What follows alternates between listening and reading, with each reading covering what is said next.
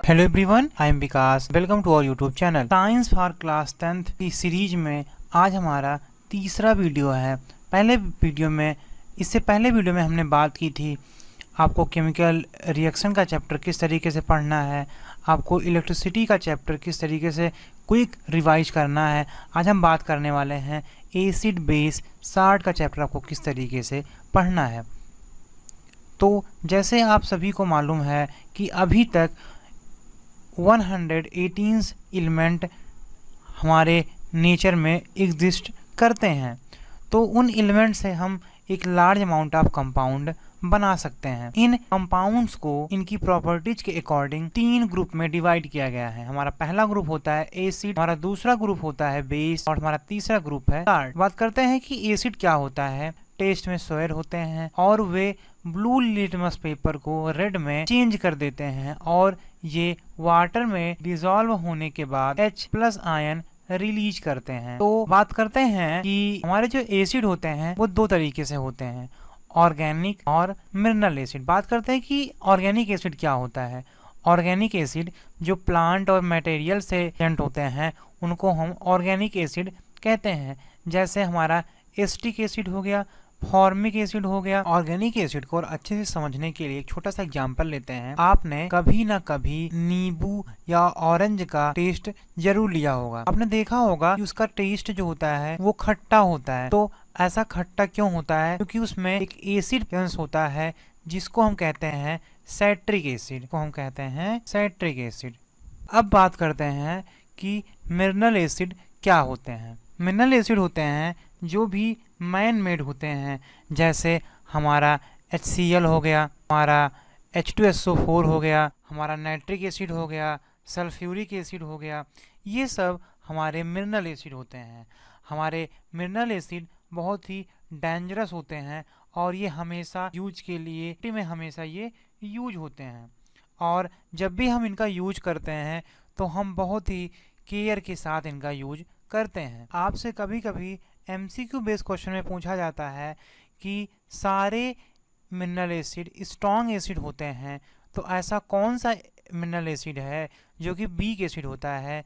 तो आपका आंसर होगा कार्बोनिक एसिड, जिसका केमिकल फार्मूला होता है H2CO3। ये हमारे कार्बोनिक एसिड का केमिकल फार्मूला होता है। आपको इसको याद रखना होगा। ये MCQ बेस्ड क्वेश्चन में या आपके कॉम्पिटिटिव एग्जाम में जब भी आप पॉलिटेक्निक या किसी स्कूल के एंट्रेंस एग्जाम के लिए जाते हैं तो वहाँ पे आपसे बहुत बार ये क्वेश्चन पूछा जाता है। अब बात करते हैं कि अगर कभी आपने कभी भूल से भी वाटर को एसिड में ऐड कर दिया तो क्या हो। हम सभी इंडियंस हैं, वी आर इंडियंस, और हम कभी भी किसी भी गाइडलाइंस को जल्दी फॉलो नहीं करते हैं। अब बुक्स में हमारे टीचर्स ने हमको बता दिया हमको वाटर को कंसनट्रेटेड एसिड में नहीं ऐड करना है, पर हम कभी कभी गलती या हंसी मजाक में कंसनट्रेटेड एसिड में वाटर को हम ऐड कर देते हैं। तो अगर ऐसा करते हैं तो क्या होगा? अगर आप ऐसा करते हैं तो क्या होगा कि एक ह्यूज अमाउंट ऑफ जनरेट होगी। तो उससे क्या होगा? उससे ये होगा कि आपका जो भी एसिड होगा वो बाहर निकल जाएगा, आपका बीकर फट जाएगा और एसिड आपके ऊपर आ जाएगा। और एसिड अगर आपके ऊपर आ जाएगा तो आपकी स्किन्स जलने का डर बहुत ज़्यादा हो जाता है। कह सकते हैं आपकी स्किन्स 90% केसेस में आपकी स्किन बर्न हो जाती है। तो कभी भी सॉल्यूशन ऑफ एसिड के टाइम आपको बहुत ही ध्यानपूर्वक ये प्रोसेस करनी है।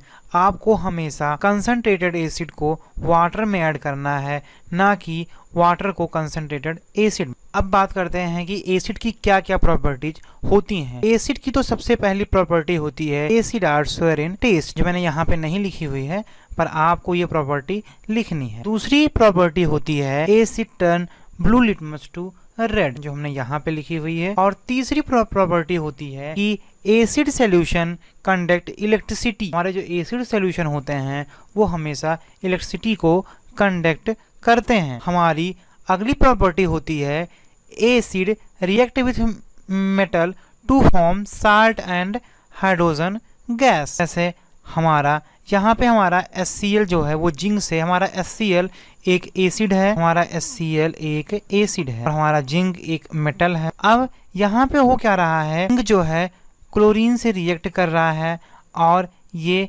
ZnCl2 बना रहा है और हाइड्रोजन गैस यहाँ से निकल रही है। तो आपको ये प्रॉपर्टी अपने दिमाग में रखनी होगी कि जब भी एसिड मेटल से रिएक्ट करता है वो साल्ट और हाइड्रोजन गैस बनाता है। हमारी नेक्स्ट प्रॉपर्टी होती है कि when a metal hydrogen carbonate react with acid it form salt and carbon dioxide gas and water.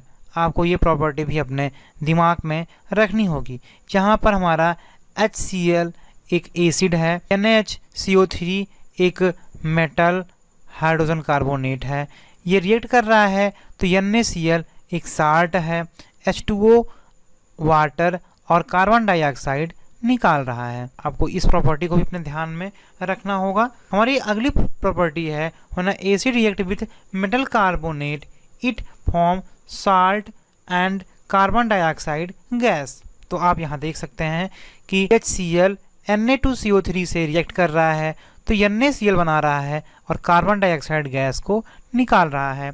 आपको इस प्रॉपर्टी को भी अपने ध्यान में रखना होगा। हमारी नेक्स्ट प्रॉपर्टी आती है जो मैंने यहाँ पे नहीं लिखी है, आप उसको अपने दिमाग में रखिएगा कि when acid react with base it form salt and water.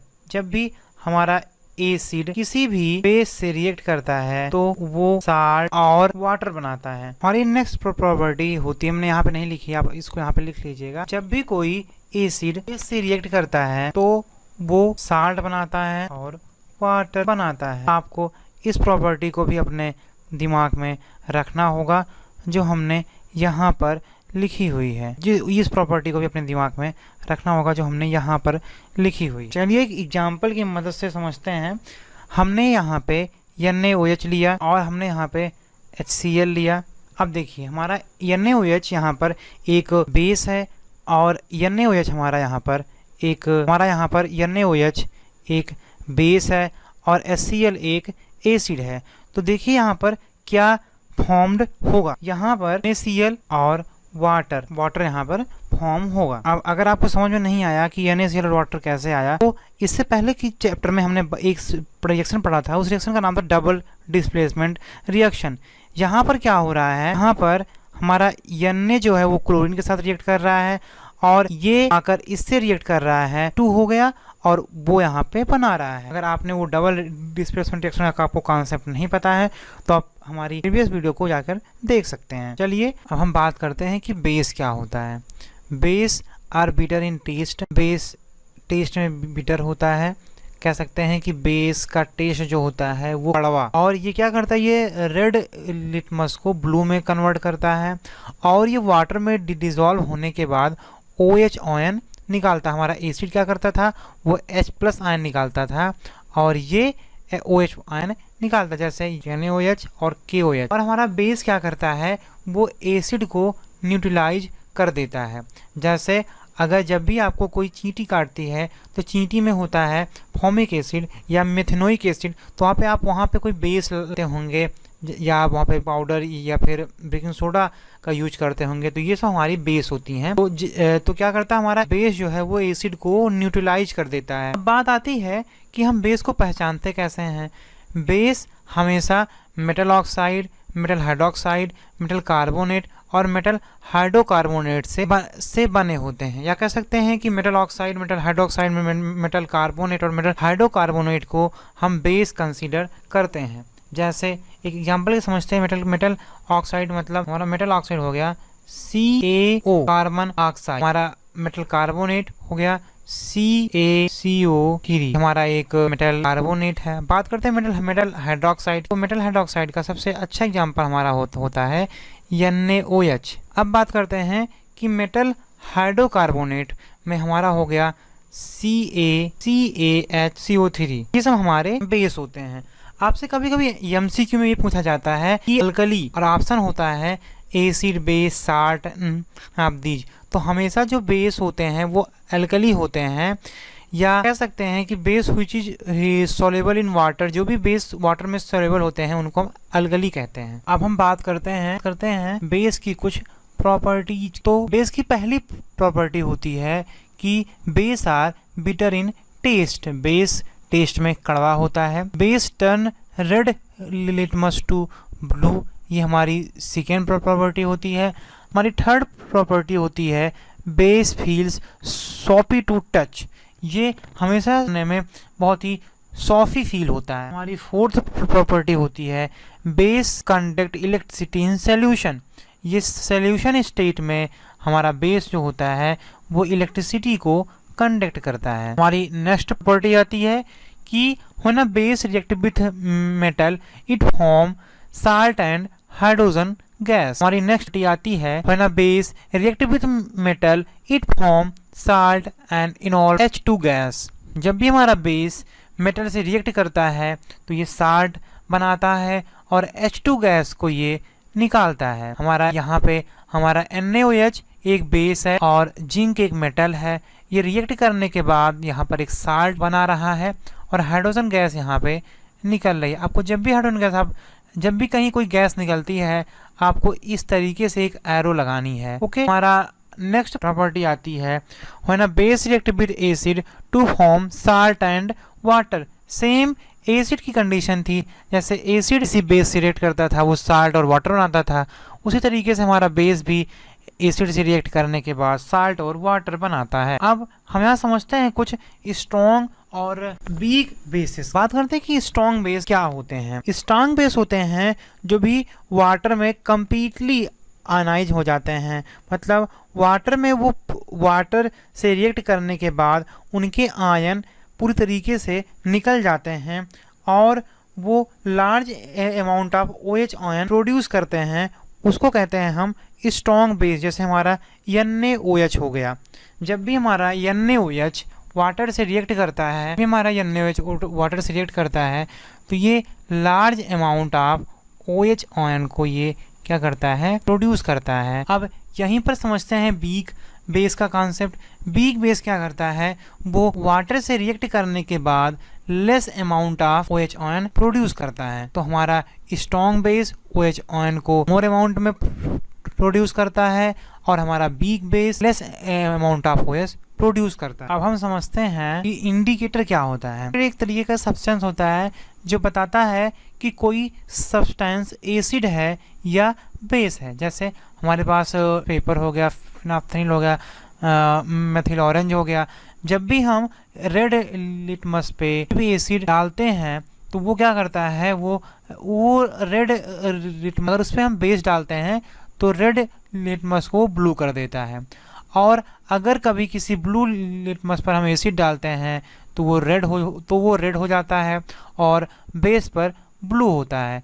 जब भी हम किसी फिनाइल सॉल्यूशन में एसिड डालते हैं तो वो क्या करता है, उसका जो कलर होगा वो कलर लेस हो जाता है और बेस पे उसका कलर पिंक हो जाता है।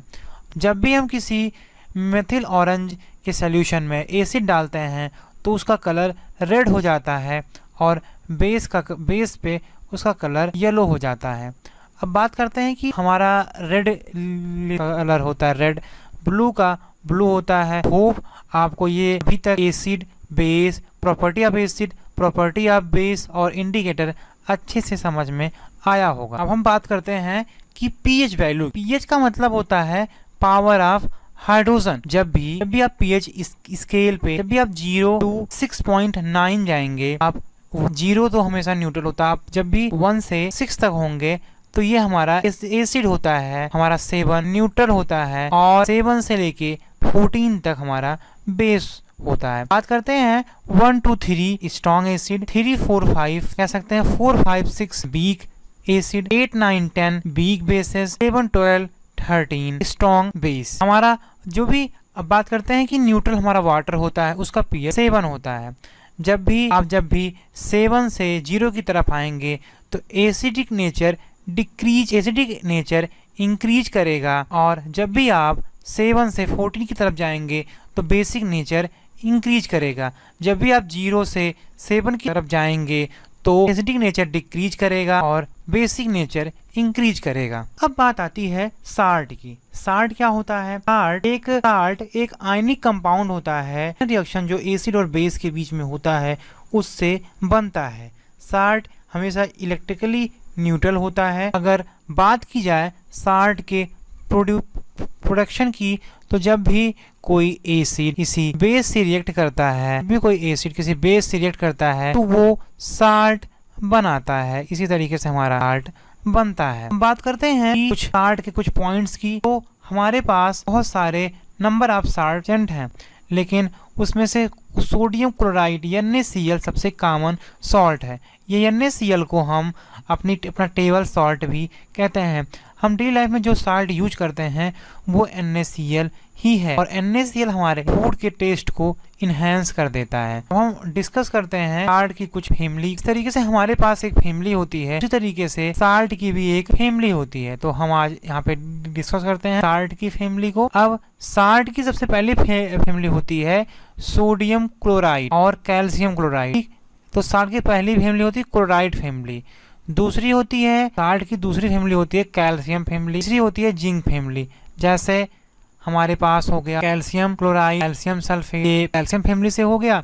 जिंक क्लोराइड और जिंक सल्फेट जिंक फैमिली से हो गया। अब हम यहाँ पर डिस्कस करते हैं कुछ बहुत ही इम्पोर्टेंट फार्मूलेज की, जो हमको याद रखना होता है केमिकल रिएक्शन के टाइम पे या एग्ज़ाम के लिए और कुछ कॉम्पिटिटिव एग्ज़ाम के लिए।